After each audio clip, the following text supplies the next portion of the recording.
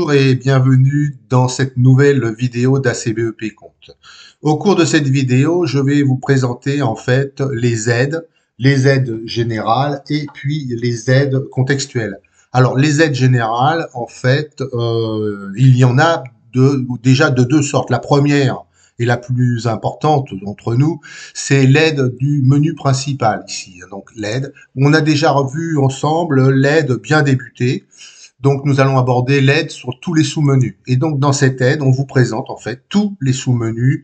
Donc, vous avez vu le menu fichier. Je vous ai passé en revue tous les sous-menus. Donc, on les retrouve ici. Et on dit à quoi elles servent. Vous voyez, tous les menus, le menu compte. Voilà, il y a pas mal de sous-menus avec quelques explications à chaque fois. Vous voyez la mise à jour qui permet d'accéder au site internet pour récupérer une mise à jour, etc., etc. Donc ça, c'est la menu du principal.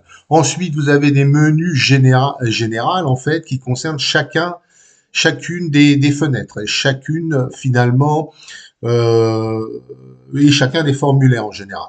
Alors par exemple ici dans la fenêtre principale là, vous avez un menu aide qui vous rappelle que le numéro n'est pas obligatoire, que la date est obligatoire, que le tiers est automatiquement écrit en majuscule. On vous rappelle en fait tout ce qui concerne le formulaire.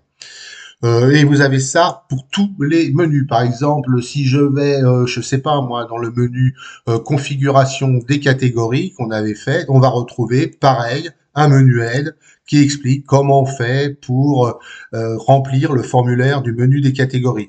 On va trouver tout ça en fait, je sais plus, mais je crois, par exemple sauvegarde. Dans la gestion des sauvegardes, on va retrouver une aide, voilà, qui vous explique comment on sauvegarde comment on crée une sauvegarde ou comment on la restaure, comment on la gère. Voilà, vous avez des aides absolument partout.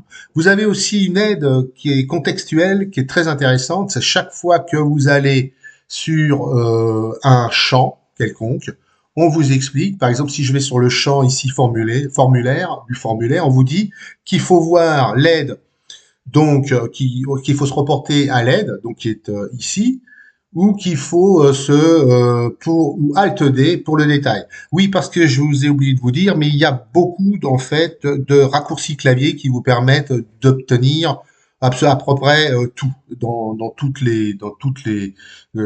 tous les boutons, toutes les opérations, etc. Par exemple, là on vous dit qu'avec Alt D, donc moi je vais le faire, donc bouton Alt et D, voilà, et je me retrouve en fait dans le formulaire sans avoir à cliquer sur le bouton. Il y a des aides contextuelles pour chacun des boutons à utiliser. Par exemple, si je fais dans Rase, annuler, il y a une aide en bas ici.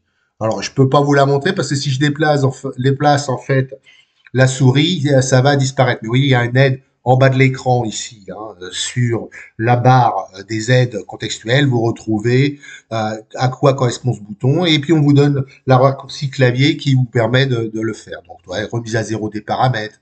Si je vais dans valider, on vous dit comment on fait pour valider une nouvelle opération, quand on efface, qu'est-ce qui se passe? En fait, voilà, on est en face d'une opération qu'on peut éventuellement récupérer dans la corbeille, qu'il ne faut pas confondre avec l'état supprimé, enfin, vous voyez, HTML. Donc, vous avez des aides contextuelles partout. Ventilation, voilà.